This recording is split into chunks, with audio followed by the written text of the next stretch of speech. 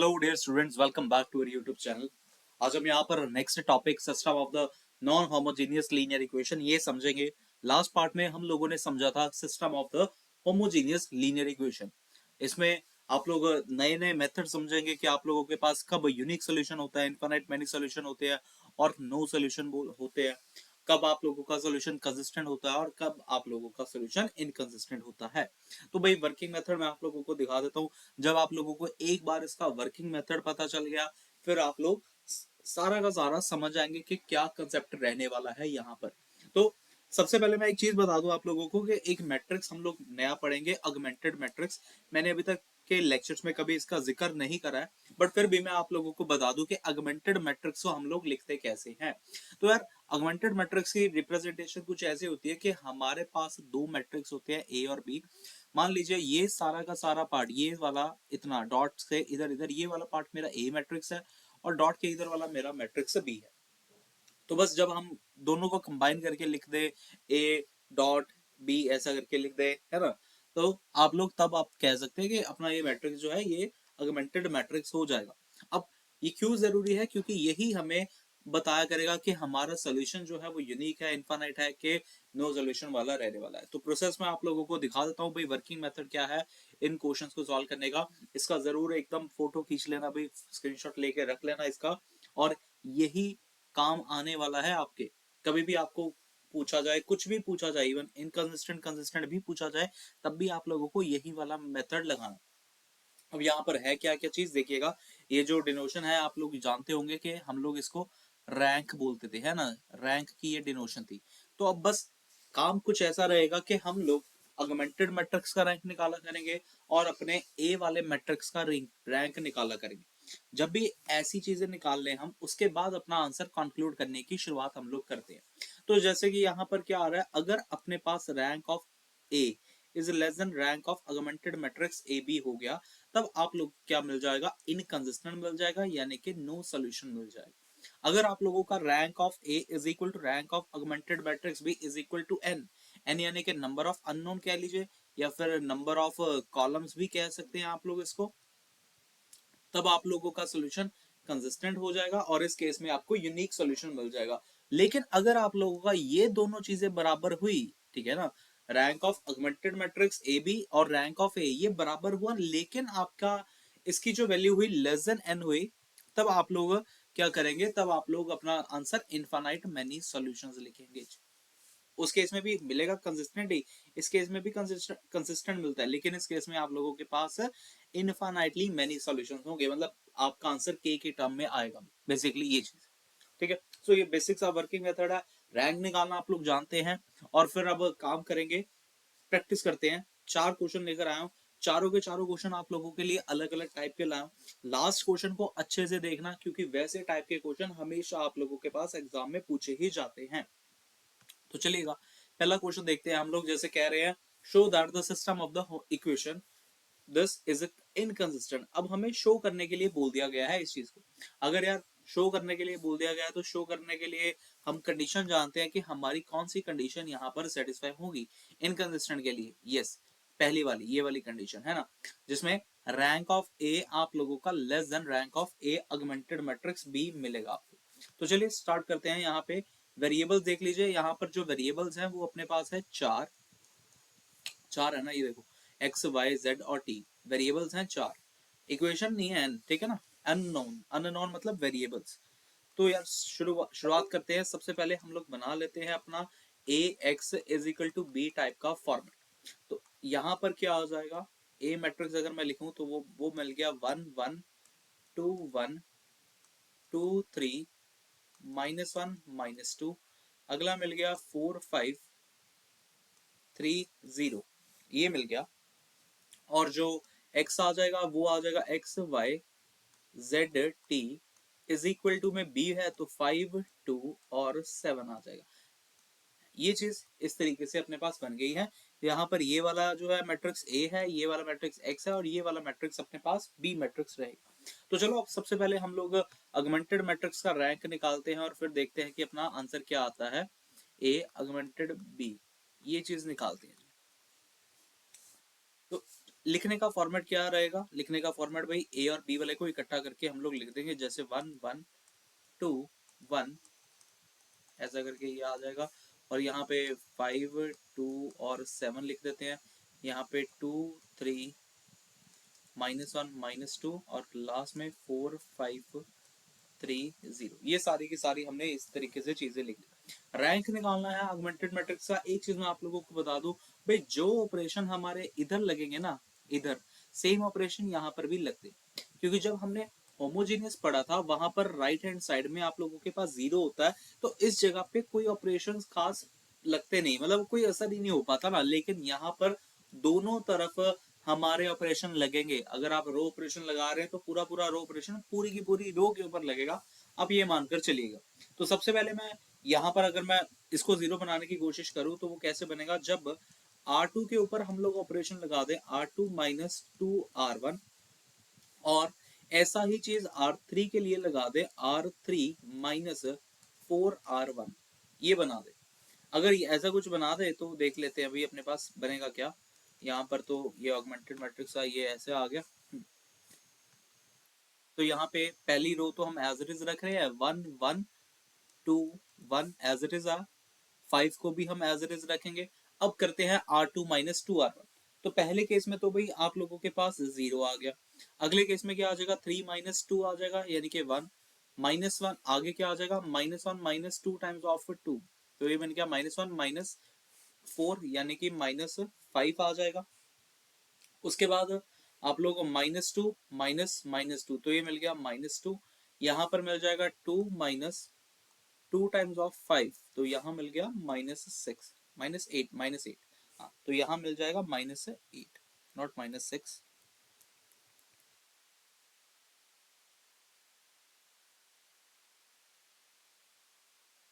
ये तो सारा ही उड़ेगा, दोबारा लिख लेते हैं भाई। जीरो आया था, यहाँ पे -5 आया था, उसके बाद जीरो आया था, 1 आया था ना, यहाँ पे 1 आया था, फिर -5 आया था, फिर -4 आया, और फिर यहाँ पे -8 हमें मिला था। सेम चीज अब R3 के लिए करेंगे। R3 के लिए यहाँ पर तो जीरो बन गया, उसके बाद क्या आ जाएगा, 5 - 4 टाइम्स ऑफ 1 1 आ जाएगा, फिर उसके बाद -5 -4, और लास्ट में क्या मिल जाएगा, 7 - 4 टाइम्स ऑफ 5, दैट मीन्स 7 - 20 -30। यहाँ पे ये ऑपरेशंस मिल गए। अब अगर आप लोग और थोड़ा सा अलजेब्रा लगाकर सॉल्व कर सकते हैं इसको, तो वो क्या हो जाएगा देखना जी। यहाँ पर नेक्स्ट ऑपरेशन जो लगेगा R2 R3 के ऊपर लगा देते हैं। R3 के ऊपर अगर ऑपरेशन लगा दे हम लोग R3 - R2, तो देखिएगा ऑगमेंटेड मैट्रिक्स अपने पास क्या मिल जाए, क्या मिल जाएगा। यहाँ पर ये तो ऐसा करके आ गया, और 1 2 1 यहाँ आ गया 5 मिक्सड 0 1 -5 -4 यहाँ मिल जाएगा -8। ठीक है, R3 के ऊपर ऑपरेशन लग रहा है, तो देखना 0 - 0 करेंगे तो भाई 0 मिल जाएगा, 1 - 1 करेंगे तो 0 मिल जाएगा, -5 करेंगे तो 0 आ गया, -4 माइनस ये करेंगे तो 0 आ जाएगा, और -13 -8 करेंगे ना तो ये -5 आ जाएगा। इस तरीके से आगे जी। अब आप लोग एक चीज देख सकते हैं कि यार अगर मैं कुछ भी और ऑपरेशन लगाऊं, है ना, कुछ भी अगर ऑपरेशन लगाओ, आप कहोगे सर R3 के ऊपर एक और ऑपरेशन लगा दो, R3 + R1, ऐसा करने से ये क्वांटिटी मेरी जीरो हो जाएगी, है ना। हाँ भाई साहब, बिल्कुल ये क्वांटिटी जीरो हो जाएगी, लेकिन जो आप लोगों की ये वाली जो रो है ना, ये वाली रो खराब हो जाएगी, इससे ये चीज हट गई। अब इससे हुआ क्या, आप लोगों का जो ऑपरेशन, अब आप लोगों का जो रैंक आ गया। देखो अगर मैं सिर्फ इतना पार्ट ही लू, सिर्फ इतना पार्ट, ये जो मेरा ए मैट्रिक्स था, इसका रैंक कितना आ गया, इस वाले का रैंक आ गया है 2। और अगर मैं पूरा पूरा ऑगमेंटेड मैट्रिक्स लूं, ये सारा का सारा यहां तक का मैं सारा अगर मैट्रिक्स लूं, तो यहाँ पर इसका रैंक कितना आ जाएगा भाई, इसका रैंक आ गया 3। अब आप लोग क्लियर कट देख सकते हैं, जो रैंक ऑफ ए है वो less than rank of A augmented b है, 2 लेस देन 3 है ना। तो इस केस में आप लोगों को क्या मिलता है, इनकंसिस्टेंट सॉल्यूशन ही तो मिलता है। सो दिस इज अपना आंसर, अपना हो गया भाई, प्रूव दैट हो गया। ये था सिंपल सा स्टेटमेंट है, सिंपल सा क्वेश्चन है, आप लोगों का हो जाया करेगा जब भी एग्जाम में आएगा। जैसे अगला क्वेश्चन चेक करते हैं। यहाँ पर क्या क्या है, check the following consistency of the following equation if consistent. Find the complete solution. भाई अगर आप लोगों का ये सोल्यूशन कंसिस्टेंट है तो कंप्लीट सोल्यूशन निकालिएगा। अब हमें कैसे पता चलेगा? फिर से वही बात, भाई ax is equal to b वाले फॉर्मेट में हम लोग स्टार्ट करेंगे अपना लिखना आंसर। अगर ax is equal to b वाले फॉर्मेट में हम लोग लिखे तो a आ जाएगा 1 2 -1, और यहाँ मिल गया 3 -1 2 2 -2 3। ये x y और z तीन ही वेरिएबल्स है भाई, चलो ये भी बात ठीक है। और यहाँ पर 3 1 और 2, ax is equal to b अपना बन गया। अब हम फाइंड करेंगे सबसे पहले तो भाई ऑगमेंटेड मैट्रिक्स ही। अगर ऑगमेंटेड मैट्रिक्स फाइंड करना है तो यहाँ से शुरू कर रहा हूं मैं। a augmented b is equal to, a आ गया 1 2 -1 3 -1 2 2 -2 3, और यहाँ से ये चीज ऐसे, और यहाँ 3 1 2। अब ऑपरेशन लगाने की बारी आती है। R2 के ऊपर ऑपरेशन लग जाएगा। पता लग रहा है आप लोगों को R2 के ऊपर ऑपरेशन क्या लगेगा? हाँ जी बिल्कुल, R2 -3R1। कोशिश यही करनी ना, हमें इसको जीरो बनाना होता है, इसको भी जीरो बनाना होता है, तो इसी तरीके से हम ऑपरेशन हमेशा लगाते हैं। और R3 के ऊपर ऑपरेशन आप लोगों का लग जाएगा R3 -2R1। लगाते हैं जी ऑपरेशन। अब यहाँ पर ऑपरेशन अगर लगेंगे तो क्या आ जाएगा? पहली रो तो एज इट इज रह रही है भाई, 1 2 -1 और 3, ये तो एज इट इज आ गया। उसके बाद देखिएगा पहला तो भाई जीरो बन गया। अगले वाला क्या बनेगा? यहाँ पर साइड पे थोड़ी सी कैलकुलेशन कर लेते हैं। -1 -3 टाइम्स ऑफ 2, -1 -6 यानी कि -7, ये मिल गया -7। आगे 2 -3 टाइम्स ऑफ -1, तो 2 -3 टाइम्स ऑफ -1, ये आ गया 2 माइनस माइनस प्लस, यहाँ 3 5, ये मिल गया 5। नेक्स्ट उसके बाद R3 के ऊपर ऑपरेशन लगाना, ये तो टर्म जीरो हो जाएगी, लेकिन वहां पर क्या मिल जाएगा उसके लिए भी देख लेते हैं अभी अपन। यहाँ पे कर देते हैं ना साइड पे। हाँ, तो उसके लिए मिल जाएगा -2 टाइम्स ऑफ R1 है, तो यहाँ पे आएगा -2 टाइम्स ऑफ 2। इस तरीके से -2 -4 -6 आ गया अभी। नेक्स्ट 3 -2 टाइम्स ऑफ -1, ये तो 5 मिल गया। अरे यार यहाँ पे भी ऑपरेशन लगाना था ना अभी, यहाँ पर ऑपरेशन लगाया नहीं, यहाँ पर भी लगा लेते हैं। 1 -3 टाइम्स ऑफ 3, तो यहाँ मिल गया -8, और 2 टाइम्स ऑफ 3, तो यहाँ मिल जाएगा -4। ये इस तरीके से अपने ऑपरेशन भी लग गए हैं। अब और अगर सिंप्लीफाई करना चाहते हैं आप लोग तो सिंप्लीफाई कर सकते हैं, हो सकता है तो जरूर करना है। जैसे यार 5 5 को यहाँ पर हम काट सकते हैं। ऑपरेशन कुछ ऐसा लगा देते हैं, क्या लगाएं ऑपरेशन? ओके, तो 7 के साथ मल्टीप्लाई करवा दूं। 7 के साथ अगर मैं मल्टीप्लाई करवा भी दूं, देख लेते हैं क्या बनता है। रो थ्री को 7 के साथ सबसे पहले तो भी मल्टीप्लाई करा दो। सिंपल, ये काम करना। अगर ये काम मैं यहाँ पे करूंगा तो कितना बन जाएगा देखना भाई। 1 2 -1 3 0 -7 5 -8, ये 7 के साथ मल्टीप्लाई हो रही है, 7 इंटू 0 खत्म हो जाएगा, -42 आ जाएगा यहाँ पर, और 5 के साथ जब मल्टीप्लाई करेंगे 35, और -8 के साथ मल्टीप्लाई करेंगे -28 बन गया। ये मेरा मैट्रिक्स बन गया। बाकी मैं ये जो एक्स्ट्रा चीजें करी है इनको मैं साइड पे कर दूं यार। तो अब तक यहाँ तक आप लोगों की गाड़ी पहुंच चुकी होगी। उसके बाद और ऑपरेशन अगर लगाना चाहते हैं आप लोग, अब कैसे ही ऑपरेशन लगाएं? अब मैं चाहता हूँ भाई 6 के साथ अगर मैं मल्टीप्लाई करके सॉल्व कर दूं ना, हाँ 6 के साथ मल्टीप्लाई करवा देता हूँ। देखना R2 को, या R3 के साथ कर देते हैं। R3 के ऊपर एक और ऑपरेशन लगा देते हैं, R3 -6 टाइम्स ऑफ R2, ये ऑपरेशन लगा दो। इससे फायदा क्या होगा देखना, कुछ चीज तो एलिमिनेट हो ही जाएगी आप लोग।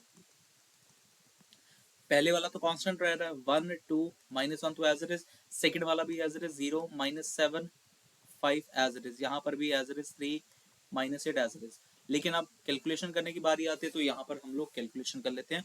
0 माइनस करेंगे तो हाँ ये तो सेम ही रहा, हमने सिर्फ इनके ऊपर करनी है कैलकुलेशन। -42 -6 टाइम्स ऑफ -7, देखो -42 प्लस 42, यस ये क्वांटिटी 0 बन गई।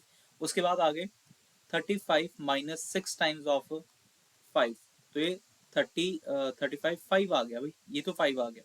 उसके बाद -28 -6 टाइम्स ऑफ -8, तो -28 प्लस 48, यहां पर अपने को 20 मिल गया।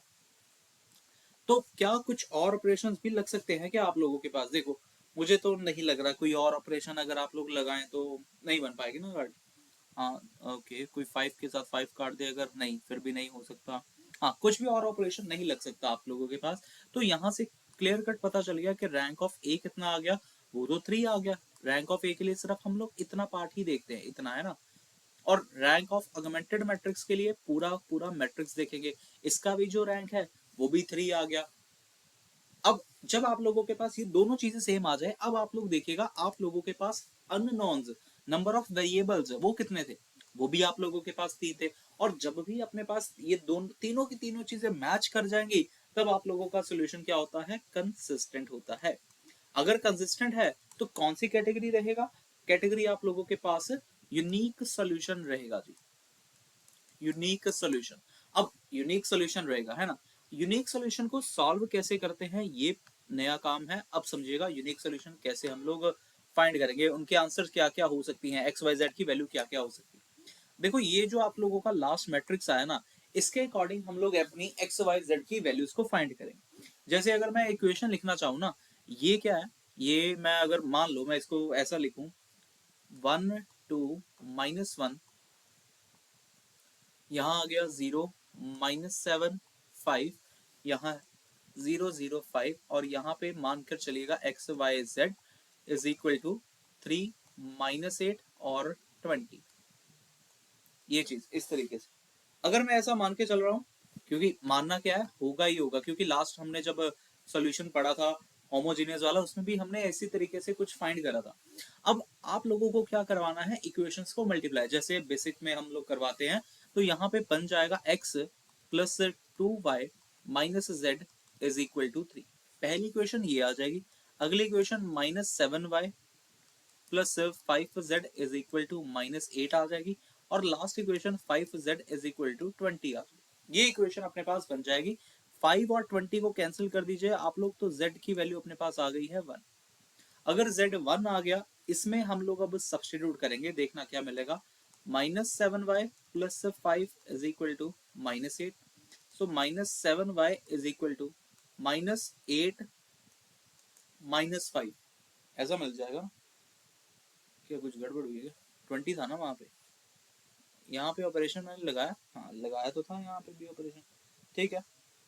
5z इज इक्वल टू 20, और अरे यार 5z इज इक्वल टू 20 था ना, तो यहाँ पे 4 आनी थी वैल्यू, हाँ 4 आना था। तो एक मिनट, हाँ जी। तो अगर यहाँ पर 4 आ रहा है, 4 आने के बाद z की वैल्यू अगर 4 हम यहाँ पर पुट करें, तो ये मिल जाएगा -7y प्लस 5z जो कि था 20 is equal to -8। Next -7y is equal to -8 -20, यहां से मिल गया -7y is equal to -28, minus के साथ माइनस कैंसिल, यहां से भी अपने पास y की वैल्यू जो है वो 4 आ गई। अब y की वैल्यू 4 आ गई, लास्ट में हम लोग x निकालने के लिए y और z दोनों को ही सब्सटीट्यूट कर देंगे अपना पहली वाली इक्वेशन में। तो x plus 2 times of 4 minus 4 is equal to 3 आ गया। x plus 8 minus 4 is equal to 3, x plus 4 is equal to 3, x is equal to -1। तो -1 अपना इस तरीके से रहा वही करेक्ट आंसर। तो आप लोगों के पास तीनों की तीनों वैल्यूज आ चुकी है, x की वैल्यू -1, y की वैल्यू 4 और z की वैल्यू 4। तो होप कि आप लोगों को ये पूरा पूरा समझ में आया होगा इस टाइप के क्वेश्चन को कैसे सॉल्व हम लोगों ने करना है। मैंने आप लोगों को पूरा इन डेप्थ बताया, हर एक स्टेप बता रहा हूँ भाई, प्लीज इसको जैसे मर्जी करके आंसर निकालने हैं। आप लोगों के पास कोई भी सम आ जाए, लेकिन इन 4 टाइप्स के अलावा कभी भी कोई और सम नहीं आएगा। या ये बात तो है नहीं ना कि भाई जो मैट्रिक्स मैं लिख रहा हूँ यहाँ पर क्या वही एग्जाम में है, ऐसा तो हरगिज नहीं होगा आप लोगों के साथ। तो भाई आप लोगों को सिर्फ और सिर्फ प्रैक्टिस चाहिए यहाँ पर रैंक निकालने की। मैंने बहुत सारी प्रैक्टिस ऑलरेडी रैंक निकालने की कराई हुई है। लीनियर अलजेब्रा की पूरी पूरी प्लेलिस्ट भी डिस्क्रिप्शन में पड़ी हुई है जी। आप लोग वो भी देख सकते हैं। अब ये सेम क्वेश्चन ऐसा ही है, ठीक है। अगर ये सेम क्वेश्चन ऐसा है, करने का तरीका देखते हैं अभी क्या कर सकते हैं हम लोग यहाँ पर। सबसे पहले फिर से A X is equal to B वाला फॉर्मेट में लिखूंगा। अगर मैं A X is equal to B format लिखूं तो यहाँ से तो आ गया X Y Z is equal to B वाला आ जाएगा 6, 14 और 30। यहाँ मिल गया 1 1 1। नेक्स्ट आ गया 1 2 3 और लास्ट में अपने पास आ जाएगा 1 4 7। ये मिल गया A X is equal to B. हम लोग यहाँ पर ऑगमेंटेड मैट्रिक्स लिखने की कोशिश करेंगे भी। सो ऑगमेंटेड मैट्रिक्स क्या आ जाएगा, A augmented B is equal to, यहाँ मिल गया 1 1 1। नेक्स्ट आ जाएगा 1 2 3 और लास्ट में आ जाएगा 1 4 और 7। यहाँ 6 14 और 30। अब रहेगी बात ऑपरेशंस को लगाने की। अब जिसने ऑपरेशन लगा लिए उसको तो भाई बिल्कुल ठीक है, उसका तो हो जाएगा। लेकिन अगर जो बंदा ऑपरेशन ना लगा पाया उसकी तो भाई गाड़ी यहाँ पे अड़ जाएगी, उसको प्रॉब्लम होगी। सम बहुत इजी होते हैं मैट्रिक्स से, बट फिर भी बच्चे गलती कर जाते हैं, कुछ कैलकुलेशन मिस्टेक हो जाती है, फिर उनको प्रॉब्लम करना पड़ता है फेस। तो कोई बात नहीं, आप लोग आराम से इसको करिए, साइड पे जरूर रफ काम तो हमेशा करना ही करना। जैसे यार अब यहाँ पर दिख रहा है ना, मुझे इसको सबसे पहले जीरो बनाना है और इसको मुझे सबसे पहले जीरो बनाना है। अब जीरो बनाऊंगा कैसे, R2 के ऊपर अगर मैं ऑपरेशन लगा दूं R2 माइनस R1, ऐसा ही सेम चीज R3 के लिए लगा दूं भाई, R3 माइनस R1 कर दूंगा। R2 minus R1, R3 minus R1, that's it. देखना जरा क्या मिलेगा भाई। यहाँ आ गया 1 1 1। उसके बाद यहाँ पर तो 6 एज इट इज, 1 माइनस 1 करेंगे 0, 2 माइनस 1 1, 3 माइनस 1 2, 14 माइनस 6 8। यहाँ पे 1 माइनस 1 0, 4 माइनस 1 3, 7 माइनस 1 6 और 30 माइनस 6, 30 माइनस 6 24। ये इस तरीके से अपने ऑपरेशन आ गए। अब और क्या कर सकते हैं, मुझे लगता है कि भाई अगर मैं R3 के ऊपर ऑपरेशन लगा दूं R3 minus 3 times of R2 ये कर दूं तो फिर क्या आ जाएगा, देखना भाई मैट्रिक्स अपना। यहाँ मिल गया 1 1 1 और ये तो भाई इसको एज इट इज कर देते हैं 6। यहाँ पे R3 के ऊपर ऑपरेशन लग रहा है, पहले वाला तो एज इट इज रहेगा 0 1 2, हाँ ठीक है। और यहाँ पर 8 भी एज इट इज रहेगा। बाकी ऑपरेशन लगाकर देखते हैं क्या बनेगा, रफ पे कर लेते हैं। 0 माइनस 3 टाइम्स ऑफ 0, भाई ये तो भाई 0 ही है। उसके बाद अगला देख लेते हैं 3 माइनस 3 टाइम्स ऑफ 1, तो ये तो 0 मिल गया। अगला 6 माइनस 3 टाइम्स ऑफ 2, ये भी मुझे 0 मिल गया। अगला 24 माइनस 3 टाइम्स ऑफ 8, ये भी मुझे 0 मिल गया। बहुत बढ़िया। मतलब यहाँ से मैं ये कंक्लूड कर सकता हूँ कि मेरा रैंक ऑफ ए कितना आ गया, 2 आ गया, क्योंकि वो इसके लिए सिर्फ इतना पार्ट देखा जाएगा ना, और इस पार्ट में रैंक की वैल्यू तो 2 आ गई। और rank of A augmented B ये कितना आ गया, ये भी मेरे पास 2 ही आ गया, क्योंकि यहाँ पर भी 2 ही नॉन जीरो रोज हैं। बट अगर आप लोग बात करते हैं नंबर ऑफ अननोन्स की, वेरिएबल्स की, तो वो थे 3। और जब भी आप लोगों के पास ऐसा केस अराइज होता है जिसमें आप लोगों का रैंक मैच कर जाए ए और ऑगमेंटेड मैट्रिक्स बी का, यानी कि कुछ ऐसा rank of A is equal to the rank of augmented matrix b, ये बराबर बराबर आ जाए लेकिन उनकी वैल्यू कम आ रही है नंबर ऑफ अननोन से, तब आप लोगों के पास यहाँ पर इनफाइनाइटली मैनी सॉल्यूशंस मिलते हैं। तीनों टाइप के सॉल्यूशन मैंने यहाँ पर डिस्कस कर लिए, पहला कंसिस्टेंट वाला भी कर लिया, इनकंसिस्टेंट भी कर लिया। तो इनफाइनाइटली मेनी सॉल्यूशंस होंगे। अब अगर इनफाइनाइटली मेनी सॉल्यूशंस हैं, इनका आंसर कैसे इवेल्युएट होगा, अब ये समझिएगा। इनफाइनाइटली मेनी सॉल्यूशन का मतलब ये होता है कि बहुत सारे सॉल्यूशन आ सकते हैं और आपका आंसर के की टर्म में आएगा। के एक्स वाई जेड की वैल्यू के टर्म में आएंगे, के कुछ भी हो सकता है। इस तरीके से इनफाइनाइट मेनी सॉल्यूशन बन जाएंगे। जैसे यार अब मैं यहाँ पर अगर इक्वेशन लिखूं तो इक्वेशन किस तरीके से लिखी जाएगी, पहले मैट्रिक्स के हिसाब से। जैसे चलो मैं लिख देता हूँ, पूरा मैट्रिक्स लिख देता हूँ पहले। हाँ जी। तो यार आप लोगों का जो बचा कुचा मैट्रिक्स जो है x Y Z is equal to b, यानी कि 6 8 0 1 1 1 0 1 2 0 0 0, ये जो आप लोगों का बचा कुचा मैट्रिक्स है, इसको आप लोग मल्टीप्लाई कराएं वैसे ही जैसे अभी हमने करवाया था। तो इसके साथ अगर मैं मल्टीप्लाई कराऊं तो पहली इक्वेशन तो ये आ गई, x plus y plus z is equal to 6। जो नेक्स्ट इक्वेशन आ गई वो क्या आ गई, वो आ जाएगी y plus 2z is equal to 8। यहां से ये इक्वेशन आप लोगों के पास मिल जाती है। तो यार अब मैं y की अगर वैल्यू निकालू ना तो y की वैल्यू 8 माइनस 2z आ गई है ना जी, y की वैल्यू 8 माइनस 2z आ गई। अब मान के चलो आप लोग, मान के ये चलते हैं कि आप लोगों का जो सोल्यूशन है ना, मतलब z की जो वैल्यू है, मान लो z की वैल्यू कुछ भी के है, let z is equal to k, कोई भी कांस्टेंट कुछ भी वैल्यू हो सकती है। सो उसके हिसाब से आप लोगों के पास y की वैल्यू क्या आ जाएगी, 8 माइनस 2 के आ जाएगी। ये दो वैल्यूज अपने पास आ गई। और अगर मुझे z x की वैल्यू निकालनी है, x की वैल्यू कैसे निकलेगी देखिएगा, हम लोग वैल्यूज को सब्स्टिट्यूट कर लेते हैं, x प्लस y की जगह पे आ जाएगा 8 माइनस 2 के, और z की जगह पे तो आ जाएगा k is equal to 6। x plus 8 minus k is equal to 6, यहाँ मिल गया x is equal to 6 minus 8 plus k, x is equal to minus 2 plus k, that is x is equal to k minus 2।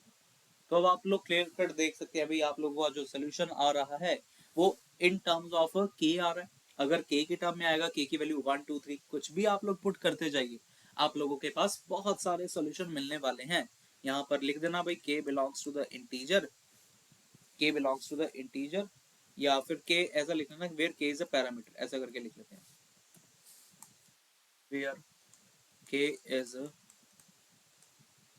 parameter, where k is a parameter, so there are infinitely many solutions, there are infinitely many solution। तो ये रहा अपना correct वाला answer. Hope ये आप लोगों को पूरे पूरे तीनों क्वेश्चन समझ में आ गए होंगे। इसके बाद लास्ट क्वेश्चन अब हम लोग डिस्कस करेंगे भाई, सबसे ज्यादा जरूरी वाला ये क्वेश्चन है। अगर ये तीन कंसेप्ट समझ में आ गए, ये वाला क्वेश्चन तो आप लोगों को छट से समझ आ जाएगा, और ये पेपर में 100% चांसेस है इसके आने के, 100% कह रहा हूँ भाई। Find the values of the lambda and mu for which the system of the equation, कुछ इस तरीके का सिस्टम ऑफ इक्वेशन है, कह रहे कभी नो सोल्यूशन मिले, कभी यूनिक सोल्यूशन मिले, कभी इनफाइनाइट मिली सोल्यूशन मिले, तब आप लोगों ने लैम्डा और म्यू की वैल्यूज को इवेल्युएट करना है। सबसे पहले फिर से भाई मैट्रिक्स लिखना शुरू करते हैं हम लोग, A X is equal to B वाला फॉर्मेट लिखते हैं, A X is equal to B. अगर मैं A X is equal to B लिख रहा हूँ तो ए आ गया यहाँ पर, एक्स वाई और जेड यहाँ पर आ जाएगा, और बी वाला मुझे मिल गया 6 10 म्यू। ए मैट्रिक्स आ गया 1 1 1, ये तो वैसे ही लग रहा है मुझे, सेम है क्या, नहीं लास्ट वाली रो थोड़ी अलग है। यहाँ आ गया 1 2 3 और लास्ट में आ गया 1 2 और लैम्डा, इस तरीके से। सो अगर अब हमने इसको फाइंड करना है तो यार सबसे इजी काम क्या रहेगा, मैं आप लोगों को एक चीज बताता हूँ कि यार जब भी आप लोग यूनिक सॉल्यूशन की बात कर रहे हैं ना, यूनिक सॉल्यूशन, आप लोग जानते होंगे यूनिक सॉल्यूशन कब मिल रहा था आप लोगों को, यूनिक सॉल्यूशन तब मिलता था जब आप लोगों का जो रैंक है वो ऑगमेंटेड के साथ मैच करे और नंबर ऑफ एन के साथ मैच करे, है ना जी, ये है ना। अब अगर आप लोग एक दूसरा ऑल्टरनेटिव मेथड लगाना चाहते हैं रैंक की बजाय, आप लोग मैट्रिक्स का डिटर्मिनेंट वाला मेथड लगाना चाहते हैं, वो भी मैंने आप लोगों को बताया हुआ है, आप लोग डिटर्मिनेंट वाला मेथड भी लगा सकते हैं यहाँ पे, जैसे कि मैं करके बताता हूँ। यहाँ पर सबसे पहले तो भाई आप लोग ए का डेट निकाल लें, मैं फॉर द यूनिक सोल्यूशन निकालने लगा हूँ, ठीक है। ये सिर्फ और सिर्फ बात जो होती है वो फॉर यूनिक सोल्यूशन होती है। मैं कंडीशन भी एक बार लिख के दे देता हूँ भाई, यूनिक सोल्यूशन के लिए क्या अप्रोच क्या है, ठीक है। उसमें ऐसा होता है कि आप लोगों का जो डिटर्मिनेंट है वो नॉट इक्वल टू जीरो होना चाहिए। For unique solution determinant is not equal to zero. अगर मैंने नहीं लिखवाया था अभी तक, मैं भी लिखवाया होगा यार मैंने, ऐसा नहीं होगा। For unique solution determinant not equal to zero हमारा होना चाहिए। अगर ऐसा कुछ है तो चलो भाई डिटर्मिनेंट सबसे पहले निकालते हैं। यहाँ पे 1 1 1 1 2 3 1 2 lambda is not equal to zero हम लोग रखेंगे, फिर ही हम लैम्डा की वैल्यू यहाँ पर इवेलुएट करेंगे। देखना भाई क्या आ गया, 1 यहाँ मिल गया, 2 lambda minus 6 minus 1 lambda minus 3 plus 1, यहाँ मिल गया 2 माइनस 2, हाँ 2 minus 2 is not equal to zero. यहाँ से मिल गया 2 लैम्डा माइनस 6, यहाँ मिल गया माइनस लैम्डा प्लस 3, और वो तो भाई जीरो बन गया, नॉट इक्वल टू जीरो बन गया। नेक्स्ट इसको सॉल्व करने पे हमें मिल जाएगा lambda minus 3 is not equal to zero, यानी कि lambda is not equal to 3। इसका मतलब ये हुआ कि जब आप लोगों के पास लेमडा की वैल्यू 3 के बराबर नहीं होगी ना, तब आप लोगों को सोल्यूशन यूनिक मिलेगा। यहाँ पे लाइन भी लिख लेते हैं। Therefore the given system of equation has unique solution if lambda is not equal to 3। तो ये पहला आप लोगों के पास पार्ट तो हो गया, लैम्डा की वैल्यू अब हमने फाइंड कर ली। अब यार आप लोगों के पास एक और भी तो पॉसिबिलिटी है। हमें क्या पता कि भाई आप लोगों का लैम्डा 3 है या नहीं है। हमने तो ये निकाल दिया भाई 3 के बराबर नहीं होगी, तब आप लोगों के पास यूनिक सोल्यूशन मिलेगा। अब मान लीजिए बट व्हेन, लेकिन जब आप लोगों का लैम्डा ही 3 के बराबर हो गया, उसके बाद क्या होगा, अब हम लोग यहाँ पर अगमेंटेड मैट्रिक्स फाइंड करने की कोशिश करेंगे। देखना भाई अगमेंटेड मैट्रिक्स कैसे फाइंड होगा। तो आप लोगों का जो मैट्रिक्स था वो कुछ ऐसा था, 1 1 1 1 2 3 1 2 लैम्डा। ओके, 1 1 1 1 2 3 और 1 2 और लैम्डा, लैम्डा है ना। और लैम्डा की वैल्यू यहाँ पर हमने क्या रखी है, 3 रखी है इस तरीके से। और बाकी का चीज क्या थी, 6 10 और म्यू। क्या ये बात समझ में आई? मैंने सिर्फ और सिर्फ लैम्डा की जगह पे 3 यहाँ पर रख दिया है, और ये मेरा ए ऑगमेंटेड बी मैट्रिक्स है। अब यहाँ पर मैं ऑपरेशन लगाता हूँ और फिर देखता हूँ कि मेरे पास ऑगमेंटेड मैट्रिक्स का जो रैंक आएगा वो क्या आएगा। आप लोग कहेंगे सर ऐसे कैसे म्यू लिखा हुआ है। अरे कोई बात नहीं, उसको हम लोग देख लेंगे, एडजस्ट कर लेंगे, क्या करना क्या है उसका, वही चीज मेन है आगे चलकर।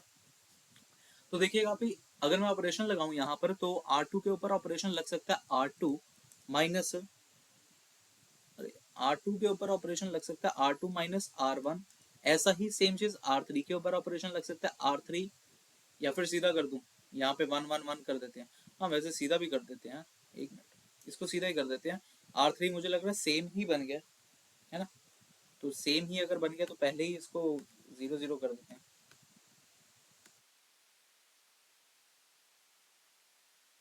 हाँ, तो R3 के ऊपर अगर मैं ऑपरेशन लगा दूं R3 माइनस R2, है ना। हाँ चलो लगाते हैं, क्या बनेगा क्या देखते हैं। यहाँ पर बन जाएगा 1 1 1 एज इट इज, यहाँ आ गया 6, यहाँ पर 10 1 2 3 ये एज इट इज, और बाकी का तो भाई ये 0 0। और यहाँ पर क्या आएगा, लेकिन यहाँ पर आएगा म्यू माइनस 10, ये मिलेगा आप लोगों को, है कि नहीं बात, ये मिल जाएगा। क्लियर? अगर ये आप लोगों को चीज मिल रही है यहाँ पर, अब और क्या क्या चीजें आप लोग फाइंड कर सकते हैं। अगर थोड़े से ऑपरेशन और लगा दें, क्या मैं इसको भी एक बार 0 बना दूं, फिर मुझे लगता है ठीक रहेगा। मैं एक और ऑपरेशन लगा देता हूँ ताकि थोड़ी सी कैलकुलेशन इजी हो जाए। R2 के ऊपर भी ऑपरेशन लगा देते हैं, R2 माइनस R1, ये भी ऑपरेशन लगा दिया। अब अगर ये ऑपरेशन लगा दिया, यहाँ पे मिल गया 1 1 1 तो एज इट इज, यहाँ पे 6 मिल गया, यहाँ पर 0 0 0, और यहाँ पे म्यू माइनस 10, क्योंकि इसको मैंने चेंज भी नहीं करा था। यहाँ पे आ गया 0 2 माइनस 1 1 3 माइनस 1 2 10 माइनस 6 4। तो लास्ट आप लोगों के पास ये चीज अब बनकर तैयार। अब आप लोग देख सकते हैं, जो आप लोगों के पास रैंक ऑफ ए आ रहा है वो आ रहा है 2, और rank of A augmented B ये कितना आ रहा है, आप लोग इसके बारे में श्योर नहीं हो सकते, है ना। श्योर नहीं हो सकते। वो कैसे नहीं श्योर हो सकते कि यार आप लोगों के पास ये वाली जो टर्म है ना म्यू माइनस 10, अब ये हमें इसके बारे में नहीं पता कि ये आप लोगों के पास 0 आएगी कि नॉट इक्वल टू 0 आएगी। तो यहीं से अब आप लोगों के पास दो पॉसिबिलिटीज अराइज होती है। दो पॉसिबिलिटीज क्या है कि भाई या तो म्यू माइनस 10 इक्वल टू 0 होगा, या तो mu minus 10 not equal to 0 होगा। अब आगे देखना आगे चलकर क्या होने वाला भाई। अब मान लीजिए भाई म्यू माइनस 10 इक्वल टू 0 है, दैट मीन्स म्यू की वैल्यू 10 है। म्यू की वैल्यू जैसे ही 10 रखी आप लोगों ने, उस केस में आप लोगों के पास जो रैंक आ जाएगा, rank of A augmented B, वो क्या बन जाएगा, वो भी तो 2 ही बन जाएगा, है कि नहीं बात। यार ये क्वांटिटी 0 ही बन गई ना, ये क्वांटिटी सारी की सारी मेरे पास 0 बन गई, यानी कि rank of A augmented matrix भी 2 बन गया। और रैंक ऑफ ए ये भी तो आप लोगों के पास 2 ही था। लेकिन अगर आप लोग नंबर ऑफ अननोन की बात करते हैं, नंबर ऑफ अननोन्स की अगर बात करें वो थे 3, तो ये कौन सी कैटेगरी का क्वेश्चन बन गया? अब जब आप लोगों के पास ये दोनों चीजें बराबर आ जाए लेकिन n नंबर ऑफ अननोन्स से कम आ जाए, तो इस केस में आप लोगों के पास इनफाइनाइटली मेनी सॉल्यूशंस मिलते थे, है कि नहीं बात? Infinitely many solution. पूरी बात क्लियर हो गई? मतलब ये कह सकते हैं कि जब आप लोगों के पास लेमडा की वैल्यू भी 3 है, म्यू की वैल्यू भी 10 है, तब आप लोग इनफाइनाइटली मेनी सॉल्यूशन मिल रहे हैं। हमने स्टार्टिंग में लिखा था ना, यही तो केस करके चल रहे थे हम लोग, लेमडा की वैल्यू 3 मानकर ही तो चल रहे थे। लेकिन अगर आप लोगों के पास mu minus 10 not equal to 0 है, ठीक है, उस केस में क्या हो गया भाई, आप लोगों का म्यू जो है वो 10 के बराबर नहीं है। अगर आप लोगों का म्यू 10 के बराबर नहीं होगा, मान लो यहाँ पे मैं इस जगह पे दिखाता हूँ आप लोगों को, ये 10, ये नॉट इक्वल टू 0 टर्म आ गई, कुछ भी आ गया, सो इस केस में आप लोगों के पास rank of A augmented matrix B वो कितना बन जाएगा? वो कुछ 3 बन जाएगा। और अगर ये चीज 3 बन गई लेकिन रैंक ऑफ ए आप लोगों के पास 2 है, आप लोग यहां से देख सकते हैं कि rank of A is less than rank of A augmented B आ गया। तो ये केस किसको अराइज करता है? ये केस अराइज करता है नो सॉल्यूशन को। सो इस तरीके से हम लोग ये कह सकते हैं कि जब लैम्डा की वैल्यू 3 हो बेशक, बट म्यू की वैल्यू नॉट इक्वल टू 10 हो, इस केस में आप लोगों को नो सॉल्यूशन मिल रहा है। और जब आप लोगों के पास लैम्डा है ही नहीं 3 के बराबर, उस केस में आप लोगों को यूनिक सॉल्यूशन मिल रहा है। तो आप लोगों ने इस तरीके से अपना आंसर कोड करके आना है, पूरा ऐसा ही एक फिगर सी बना लेना, ऐसी चीजें कंक्लूड कर देना, एग्जामिनर को बहुत अच्छा लगेगा। होप कि आप लोगों को भी ये चीज पूरी पूरी समझ में आई होगी कि कैसे कैसे करके मैंने इनफाइनाइट सॉल्यूशन नो सॉल्यूशन लिखा है। ठीक है, सो ये था आज का फाइनल आंसर, फाइनल क्वेश्चन हमारा। आप लोगों को पूरा पूरा अगर समझ लगा है तो प्लीज वीडियो को ज्यादा से ज्यादा शेयर करिएगा दोस्तों के साथ, वीडियो को लाइक करना मत भूलिएगा।